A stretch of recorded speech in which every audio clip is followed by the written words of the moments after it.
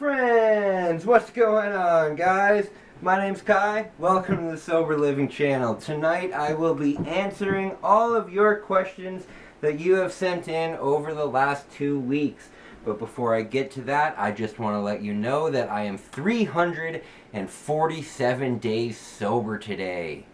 And also, if you're new to this channel, what I love to do here is I love to just give tips, hope, and advice to anybody who is struggling with addiction, who thinks that there's no way out, just to let them know that they can get better. There definitely is a way out, and there is hope. Alright guys, I have listened to your emails and your comments, and I just want to respond to them, and I want to answer your questions. So maybe you'll learn a little bit more about me, and maybe I can give you some advice. I'm here with Schroeder.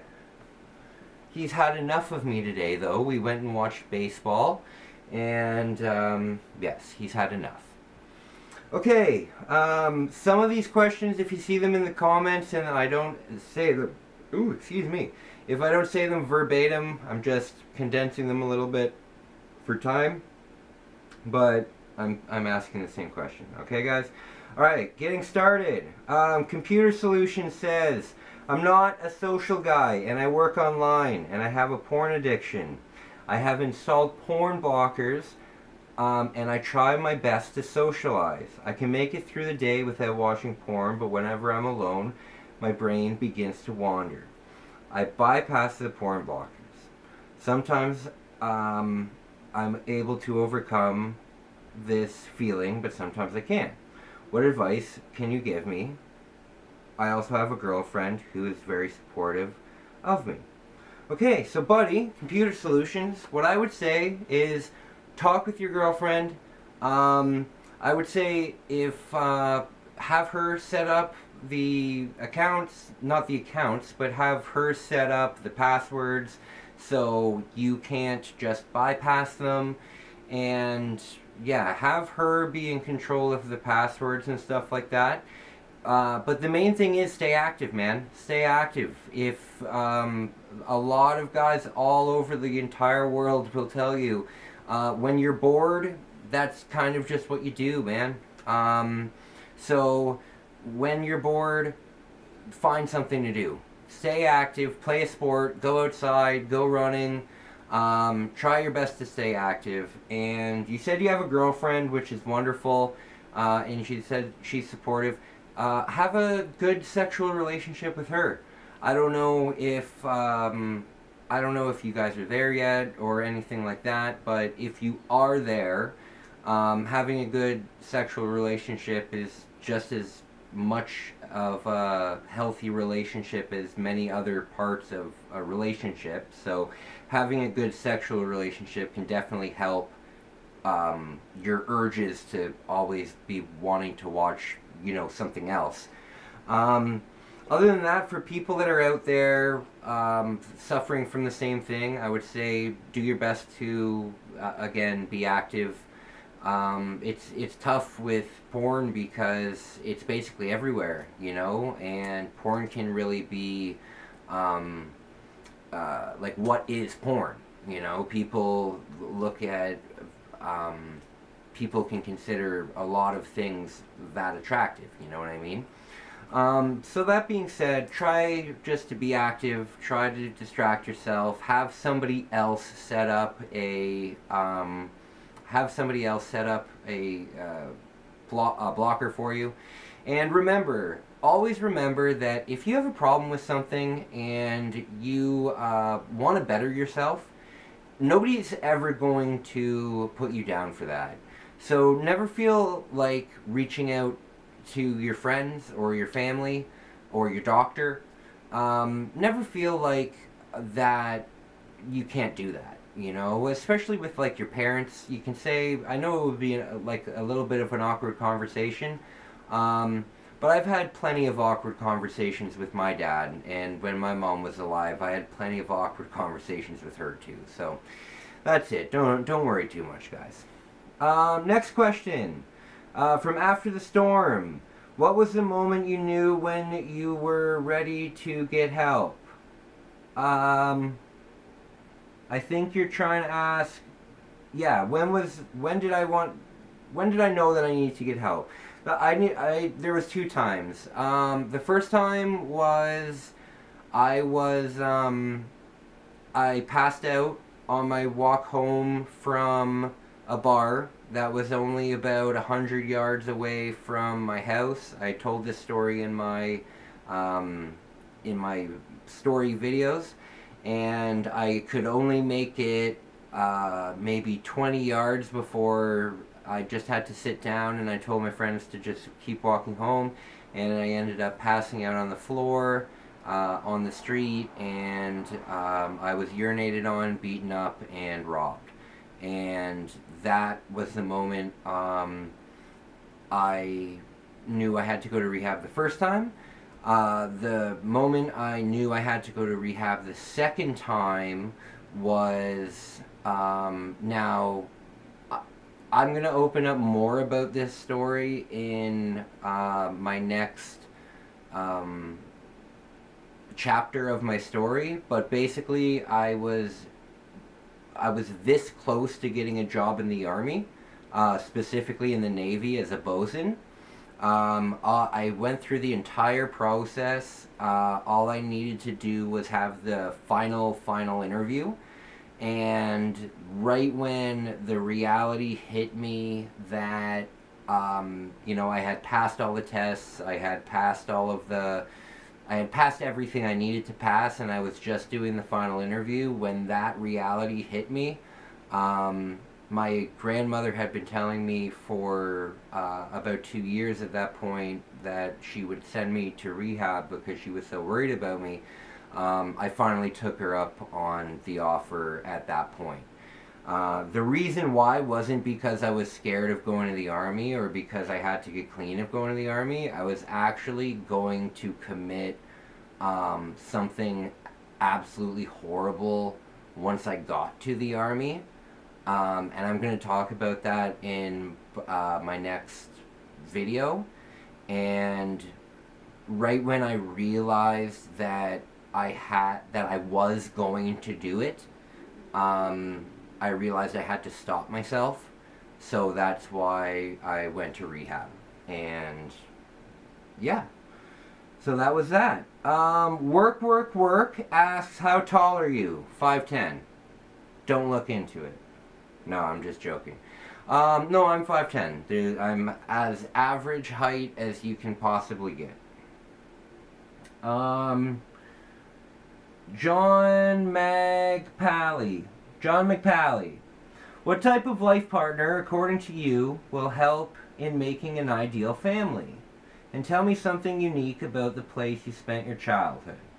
Okay. Well, an ideal family to me is maybe much different than to you. I think what you're talking about is the traditional family, like the traditional American family, mom, dad, 2 kids kind of thing. I think in my life, I can just tell you what I think in my life, right? I think that what I'm looking for in a partner needs to be not like basically the opposite of me, but not the opposite of me. It that doesn't make much sense. I need somebody who will 100% support me, but will also set reasonable limits on me and keep an eye out for my well-being. For example, like I would rely on, like right now, I rely on my partner to say good morning to me, and that's something very small, but it's something that if she didn't say good morning to me, I would be bummed out all day. I think that a life partner for you should be somebody who loves you as much as you love them. I think that that's the most important thing. I think that having somebody that cares as much, they don't need to like the same things as you. I mean, my partner, she doesn't understand half the jokes that I say, But that's completely fine. Like that doesn't matter because I'm very much in love with her and I care about her, you know? I think the thing is, you have to have a partner that loves you as much as you love them, you know? That's it for me.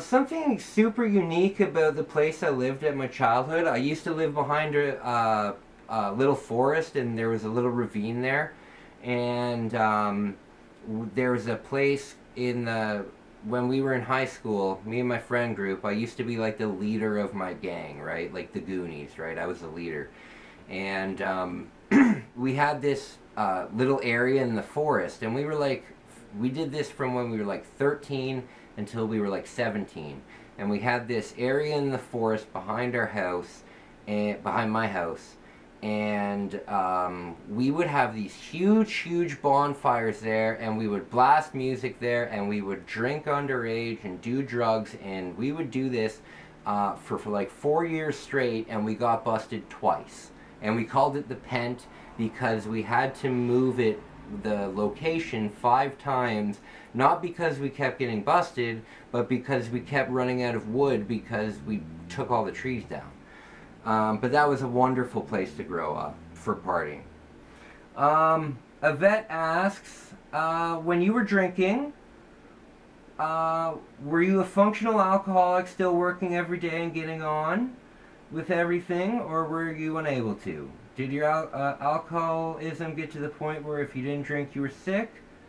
Okay, so when it came to my drinking, I was a functioning alcoholic until my mom passed away.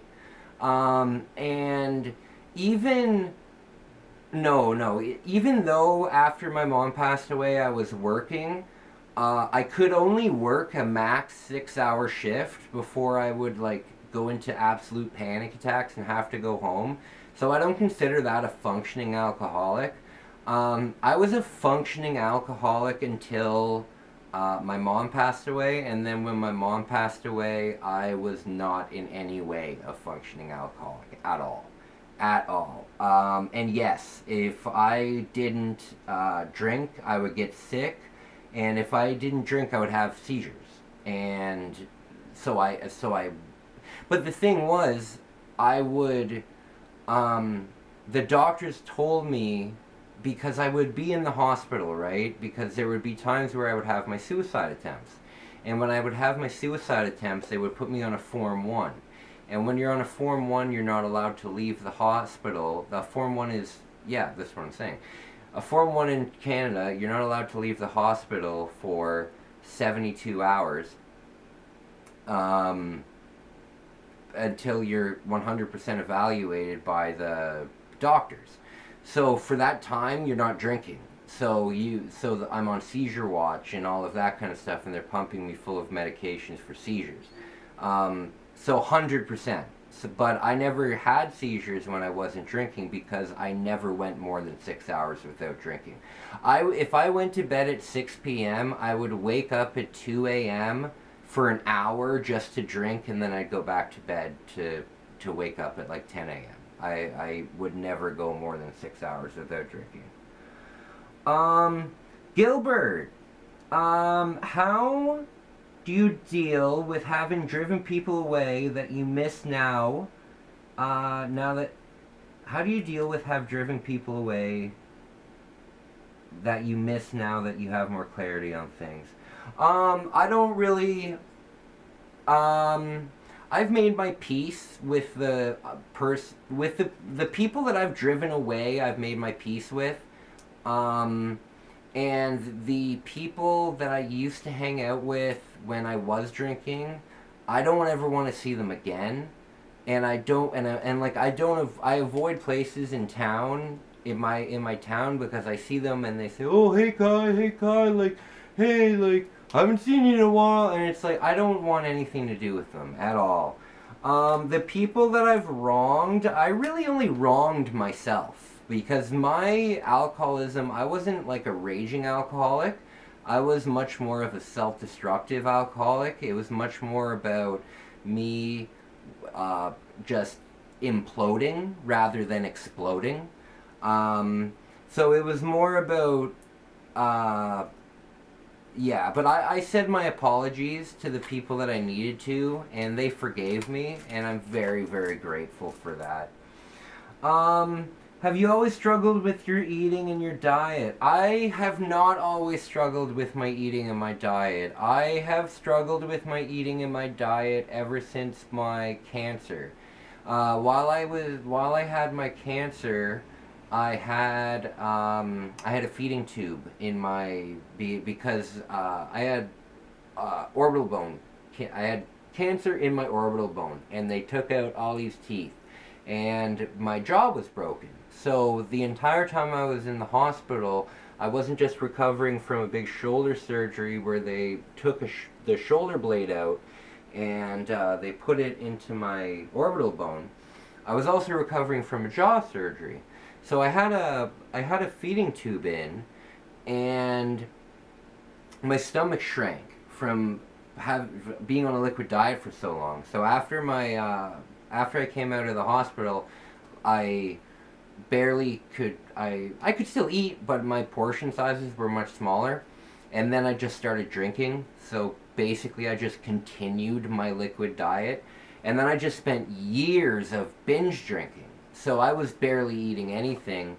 And then I've always been a huge wrestling fan, and I started really getting back into wrestling in about 2015, 2016. And then I remember there was this one guy debuted, his name's Finn Balor, and he debuted, and when I saw him and I saw how like in shape he was, um, that's when my body dysmorphia started, because I was starting to get fat, right? I was starting to get a beer belly and all of that, and I wanted to I wanted to get shredded like this guy. So I started, I started, that's where my eating disorder began. Um, okay, sorry if I'm running through it. I only have like 22 minutes on my memory card. Samantha Blair asks, what is your favorite things to do to keep yourself busy? How do you handle social situations when peers are drinking alcohol? Um, Favorite thing to keep myself busy is volunteering, and doing my YouTube. I think that when I do my volunteering and I do my YouTube, it really is my life's passion now. And ever since my Oma passed away and my mom passed away, I really feel like I don't have much to aspire to anymore. Well, I felt like I didn't. And because I kind of understand that the job that I have is kind of the job that I'm going to have, and that's fine. I'm not going to become some kind of professor one day. But the one thing that I can do is I can go out there and I can maybe change somebody's life, you know? And I wanted to start this YouTube channel just to change one person's life, and now I'm changing a whole bunch of people's lives, and that's wonderful. So this is what I do to keep myself busy. Doing 2 or 3 videos a day is a lot of work. It's a lot. So, but I love it. It keeps me busy, and it also keeps me sober. It encourages me to be credible and accountable to you guys, and it also gives me a great hobby. And handling social situations where peers are drinking alcohol, honestly, doesn't bother me. If they were drinking specifically Molson Canadian, it would kind of bother me. But the thing is, I've gotten to the point where people drinking alcohol, to me, it doesn't bother me anymore, because I just look at it as something that I just can't drink, because I know that if I drink even a single sip of it, it'll kill me. I'm writing a book at the moment, and in my book, I'm going to coin the term the antifreeze effect.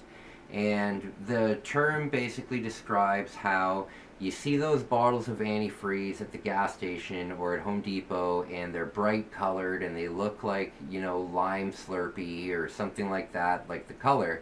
And they look like liquids that would taste good. but you know that you can't drink them because they're poison. That's kind of the way that I feel about alcohol. I call it the antifreeze effect. I look at it and it's like, wow, that looks really good, but I can't drink it because it's poison. When it comes to people being drunk, I can't be around people being drunk because after all of my education about what being drunk is and everything like that, all I see is somebody becoming very sick when they're drunk. So if that's what you like to do, like totally all the power to you, like that's cool. I just can't do it myself. But then that's time for me to leave. And a lot of people ask too, like how do you go to parties, you know? And the way that I go to parties is I say that I'm gonna come for like an hour or two, you know? And that's what I do. I'll go in for like an hour, and then when I become uncomfortable, I just say, hey guys, I'm going home. It's not a big deal. And nobody cares if you go home. It's not like it's your party. It's not like you're leaving your own like baby shower or something, right? They're not throwing the party for you. Either way, great questions though. Okay, it looks like last one. Vlad76. How long have you had that stupid lisp? Oh, it's funny you should ask, Vlad. When I was in rehab the first time, back in 2014, I really got into voice acting. And I started doing a Christopher Walken impression, and I thought it was pretty good. It was subpar to begin with, but it got better a little bit. But then, the second time I went in to rehab, I really wanted to just have a lisp. So I spent when I wasn't working on my sobriety during rehab, I would work on my lisp. And the thing is, I got so good at it during rehab that I can't stop doing it. And yeah, it sucks, man. Like, my pastor even says that it might be demonic, and that scares me. I don't know, but great question. I think that's it. I just want to say something that one of my followers said, commented. He said, there's a stigma with addicts and ex-users. I understand it, but I kind of wish that I could express that beating addiction, what beating addiction is like when you can't express it. It's like slaying a titan and never being able to tell anyone you did it. You know, that's sad, and that sucks. Guys, thank you so much for the questions. I loved doing this. It was a lot of fun. I'm going to do another one. I'm going to post that soon. So thank you so much. Guys, I love doing this. I appreciate you. I hope everybody is safe tonight. Wherever you are in the whole wide world, please be safe. Please be sober. And if you're not being sober, please have a ride home. Your parents love you. Everybody wants to see you safe. Everybody wants you to wake up tomorrow. Alright? Bye, guys.